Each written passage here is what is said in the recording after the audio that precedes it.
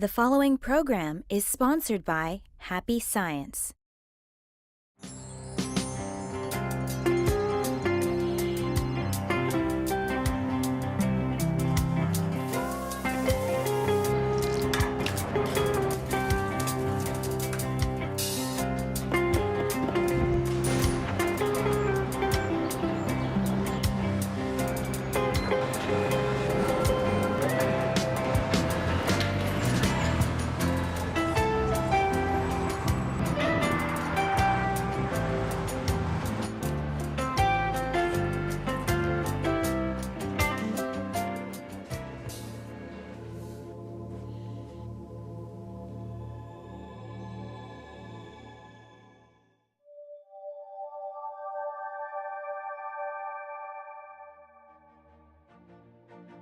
Hello, and thank you for accepting our invitation to happiness. Ryuho Okawa is known as a global visionary because of his deep spiritual insight and commitment to guide the world to a brighter future. To accomplish this, he founded Happy Science Group in 1986, which is now a global movement in over 100 countries. His vision and message to the world goes beyond the differences of race and language, empowering people with love. Together, in this 8-part series, we will explore practical ways on how you can be happy and how you can take part in creating happiness as a society. On September 11, 2001, one of the most shocking and devastating events in history struck the nation and changed the world forever. Here we are today, still wondering how we can achieve world peace. What is global justice? Or is it even possible? Nowadays, it seems more than ever we are experiencing chaos around the world. Why is this? We are living in modern times where technology has made the world closer, yet we seem so far apart. We still fight and have wars between countries. What are we fighting for? What is the truth behind these wars? In this episode, we will look into world justice and how it can be accomplished. But first, let's go to the streets of New York and hear what they think is needed for world peace. I think it works on an individual basis. I think people need to be inspired by things, external kind of influences, and each individual needs to feel like they have to become better as people.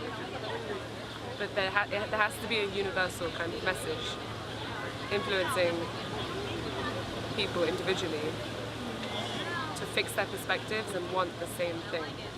Because there are people, groups that have their own agenda and they think that's the best, but we all need to be on the same page. Many more years of learning. It's not going to happen anytime soon. And many more years of people learning to live together and to learn how to live with each other's differences.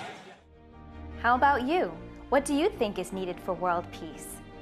Let's watch a lecture from Okawa that will give us a deeper insight on global justice. This lecture is entitled, Establishing the Justice of God. Although it is questionable whether anyone on earth is entitled to speak on such a theme, I will try to address this topic the best that I possibly can.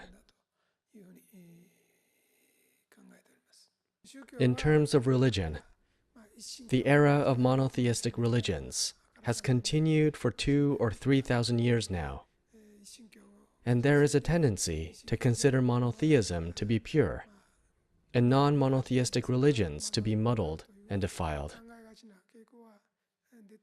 Of course, there is nothing wrong with monotheistic religions that worship a universal God who loves all humankind, but there are also those that worship a specific God who only protects one particular ethnic group. Forcing other ethnic groups to believe in their own God would mean that one particular group could completely dominate others. That would be unreasonable. On this issue, Happy Science teaches that there are different levels of gods and different ethnic gods. In fact, countries have their own ethnic god, whose role is to bring prosperity and wealth to its people and to guide them in the right way. When some particular countries make progress and gain national strength, or in other words, when 4 or 5 powerful countries emerge, cultural friction arises, and competition occurs between ethnic gods, each striving to prove whose teachings would be able to better guide humankind to happiness, as well as bringing prosperity to a country. When this competition exceeds a certain point, a war sometimes breaks out. Looking back in human history, there were many major wars. Those wars were all tragic. There is no such thing as a non-tragic war. They all ended in tragedy, no matter which side people were on. But at the same time, world history shows that through major wars, great nations sometimes rise and sometimes perish. A dominant country would go into decline, and another great power would emerge, thereby resulting in a change of age. We see many such occurrences on a small scale in everyday society. Various companies prosper greatly at times, yet at other times they go under and are replaced by other companies. A similar principle is at work in the rise and fall of countries. While in the case of war, human lives are at stake, which is a serious matter. In the case of competition between companies, people will suffer financial problems by losing jobs.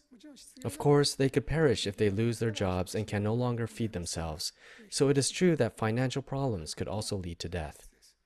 Looking at the world trend over the past 2,000 or 3,000 years, some countries begin to compete against one another whenever they grow larger and stronger. Then wars would break out. This trend will not disappear so easily. There is also a tendency that the more fervently countries engage in military reduction, the more likely it is for a war to break out as a repercussion. In many cases, military reductions are imposed on weak countries by powerful ones as limiters to prevent opposition. This leads to a buildup of resentment in weak countries, which often resorts to expansionist policies. In that sense, military reductions are not always effective and are extremely difficult matters to deal with. I have made various comments about international politics. In this section, I would like to consider things from the perspectives of today's international politics and religion. From a religious perspective, issues involving Islam cannot be overlooked. The situation is still fluid and will continue to fluctuate, so it is difficult to think about it definitively. But I would like to start with a conclusion. There are supposedly around 1.6 billion Muslims throughout the world. Slightly older references note there were 1 billion or 800 million, so there is no doubt their numbers are increasing. Islam is very widespread among the world's poor, especially in poverty-stricken regions. So in some ways it may be spreading as a substitute for communism and socialism in the past. Thus, as Islam is spreading among the needy, we could say that it is spreading within communities that are struggling to overcome the status quo, but have little hope of improving their condition. On the other hand, Christianity is said to have 2 to 2.2 billion believers, so it is true to say that Islam is drawing close. Islam is now being criticized because some extremists are conducting many dreadful acts of terrorism, but the number is still increasing. Accordingly, there must definitely be aspects of Islam that cannot be understood with Christian values. It is often said that there are no righteous wars. Nevertheless, I believe that unless the attacker has a just cause that is totally understood and supported by the global community, the ones being attacked, the ones defending their own territory, people, and families, are not necessarily evil. This can be said of anything.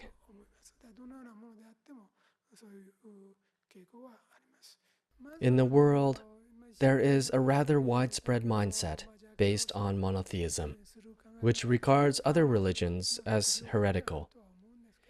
However, in many cases, this judgment comes from ignorance.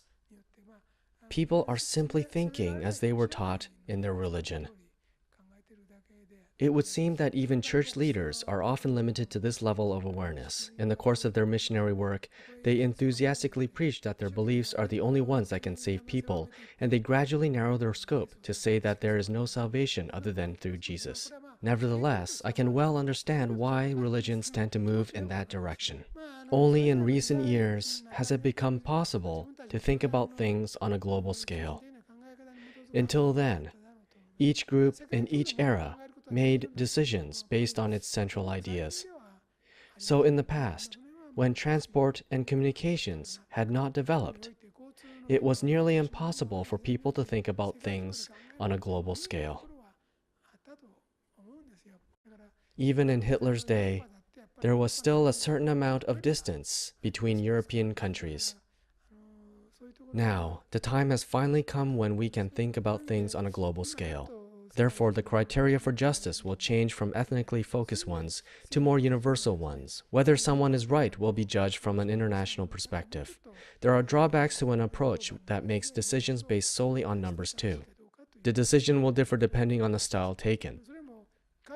For example, whether the population alone is taken into consideration, or whether each and every country is considered to have one vote regardless of size. So a purely numerical approach should not be adopted. After all, we must fully explore the theme, what is right? Everyone has an understanding of God, but what if the confusion and clarity lied in the fact that there are two concepts of God? One is the universal God, while the other is the ethnic God of different countries. Wars occur when cultural friction and competition among these ethnic gods arise and escalate past a certain point. Now that we can think of things from a global perspective, we need to decide what the criteria of justice is, not from an ethnocentric perspective, but a global perspective. Let's go back to the lecture to hear more about global justice. Then, what are the criteria of justice that God upholds? The answers can be found in the flow of human history. God does not expect history to be something static and monotonous. People can sometimes become corrupt if they wield power for a long time. Organizations created by people can collapse after exceeding their effective periods, such as 1, 2, or 3 centuries. Some say that a revolution occurs when an organization gets out of step with the times. Thus, God considers innovation a matter of course. If people of the world want to know what God's justice is, I would advise them to read my books, The Laws of the Sun, The Golden Laws, and The Laws of Eternity, and try to understand the philosophy in them. It's not so difficult to read all 3 books. It certainly wouldn't take a lifetime. Reading speed may vary for each person, but I think you can read them in about a week or 10 days. By reading them, you can understand that there are different grades in gods. They range from the universal God that thinks about global justice to gods that think about individual regions, countries, or ethnic groups. You'll also understand that from the books that angels, prophets, and Messiah-like souls are born in certain intervals to create a religion. In other words, there are differences between religions, and each of those religions was founded to bring salvation to the people of its day and region. Despite this, various wars and conflicts arise because certain beliefs are not suited to a different era or to a different region's way of thinking. That is why I want to get rid of wars, conflicts, and misunderstandings that arise from mutual ignorance. I am sure that once people of the world understand the philosophy taught in the laws of the sun, the golden laws, and the laws of eternity, answers to many questions will become clear. Christian countries fought among themselves in World War II, America versus Germany, Germany versus France, Germany versus Britain. They're all Christian countries. As they killed one another, they probably said, "Lord, forgive me. Amen." They all fought in the name of God. So this was unfortunate. Jesus said, "Render, therefore, to Caesar the things that are Caesar's, and to God the things that are God's." This could be taken as a basis for the separation of church and state. However, I feel that the separation of church and state has a negative effect. What would have happened if this idea didn't exist, and if they had strictly followed Christ's words in politics? Given that diplomacy is an extension of politics and war is an extension of diplomacy, if they had kept the spirit of Christianity in wartime as well, they wouldn't have been able to engage in such senseless slaughter. However, in reality, politics separated from religion, and that may have worked in a negative way. The roots of Islam and Japanese Shinto are surprisingly similar, and they share some commonalities. They both believe that someone close to God should rule a country. Both have a profusion of war gods. In that sense, they are very similar.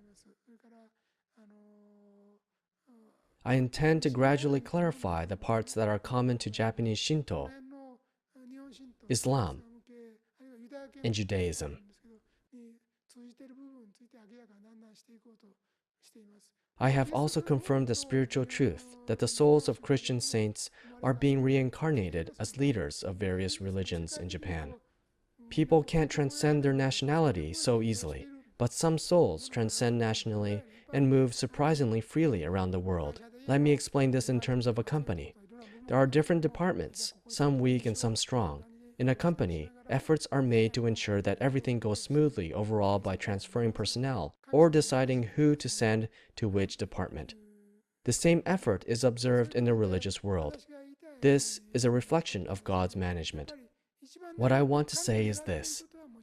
The biggest desire of God is for many people, or if possible, everyone without exception, to live in happiness. Many scholars who specialize in international politics often use a parable from Christianity to explain the principle of politics. They say that if one sheep out of a flock of 100 goes astray, the principle of politics would be to lead the remaining 99 sheep to safety, whereas the principle of religion would be to search the countryside for the lost sheep. However, what I teach at Happy Science is different. I don't tell people to save the lost sheep at the expense of the other 99. I say that you must also protect the 99 while caring for the lone sheep. Maybe I'm asking for too much, but I tell people to do both. In other words, while we aim for the greatest happiness of the greatest number of people, we have to care for those who have slipped through the safety net too. I'm saying that you shouldn't organize everything around the ladder. The recent Piketty hypothesis from France condemns widening income inequality, and it proposes to level everything in accord with the poor. However, that is nothing but Marxism. It would only make the whole world poor. In a world of poverty, people would no longer be able to help one another, so we should not aim for poverty. It is impossible to distribute wealth unless there are affluents, so there must not be a mistake in your fundamental way of thinking. That is to say, it is wrong to construct an entire theory for the sake of one lost sheep. Religion began to decline at the same time that Marxism appeared, and that is because Marxism includes a part of a fundamental principle of religion. In fact, Marxism politically amplified the idea, right is on the side of the weak. In reality, there can be no government or management without the support of the majority. This is true according to the principle of governance. Therefore, it is necessary to pay attention to both the wealthy and the poor in a well-balanced way. God wishes for the prosperity of each country, as well as a global prosperity that brings harmony to all affiliated countries in the same age. When conflicts, contradictions, or raging wars arise due to different ways of thinking, adjustment will naturally work to bring about reconciliation and produce peace. Someone may rise to oppose war, or an angel of light may appear as a brave politician or soldier to crush those who commit evil. In this way, a principle will work in various ways to stop such conflicts. If there are countries that only think of their own benefit and violate other countries, we must do our best to forcibly resist and stop them. Happy Signs will keep voicing transcend hatred and embrace love in order to overcome the conflicts between atheistic, materialistic countries and countries that have faith, and to resolve hatred caused by the differences in religion around the world. Please support our activities. America needs new frontier. This huge country suffered a lot from the Iraq war and fighting against terrorism. Their mind are changing. The terrorism has been continued, and American people are losing their liberty and, of course, their freedom. America, of course, accept different people and be tolerant is be American. It's a meaning of be American, but they are very sorry about the losing freedom and mercy. So I propose that America should be America.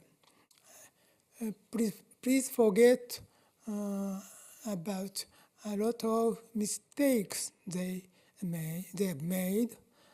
Now I think that America should be America. America should aim for a new frontier. It means the new command to hear the new command of God. It means America don't abandon their destiny or their mission from God. They don't abandon the apply to protect the earth. If they are declining now, but still they are number one supreme power in the world, and they must fight against evil power. Don't lose American mind. The American mind, it's very important. The American mind is the mind believe in God and believe in justice, and in the name of justice do conduct and make better world. It's a mission of America, and another countries will follow America. That is your mission. Don't lose the American mind. It's the starting point of America. I think so. Thank you very much. Wars and conflicts arise from mutual ignorance. To overcome them, Okawa continues writing books of truth. There are various religions, and each of them was founded to bring salvation to the people of its time and region. God wishes to realize the happiness of all people. To achieve this, God sends various kinds of leaders in the religious, political, and educational fields to improve this world. God's management is at work on a worldwide scale, beyond ethnicities and religions, based on God's justice. So by understanding this underlying theme, we can create true justice in the world. Lastly, he said, do not lose the American mind, which is to believe in God, believe in justice, and take actions to make a better world in the name of justice. To help the world achieve this, Happy Science will keep working with you and with the world, voicing the message, transcend hatred, and embrace love. Once again, thank you for accepting our invitation to happiness. And join us next week, where we will be exploring the topic of illness and karma. Is there a connection or a lesson behind illnesses? See you next time to learn more.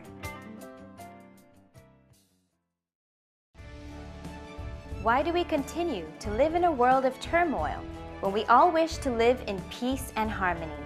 The laws of justice has brought together religious, spiritual, political, and economic reasoning to bring the world together. Win your free copy of the Laws of Justice. Visit okawabooks.com for details.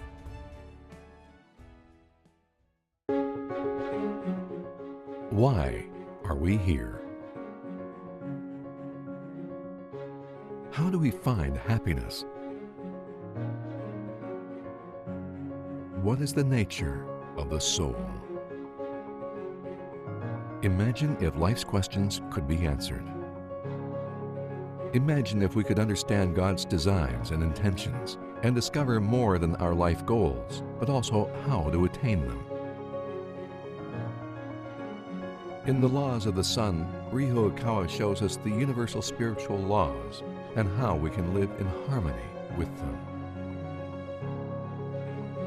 Learn how our thoughts influence reality, the nature of love, and the guiding principles on the path to enlightenment.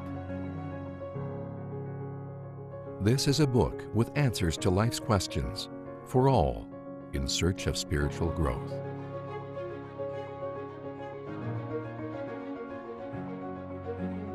From an author who writes to unite humankind in peace and harmony.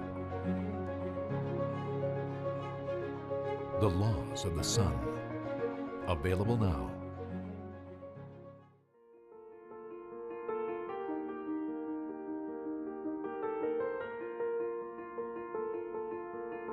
The preceding program was sponsored by Happy Science.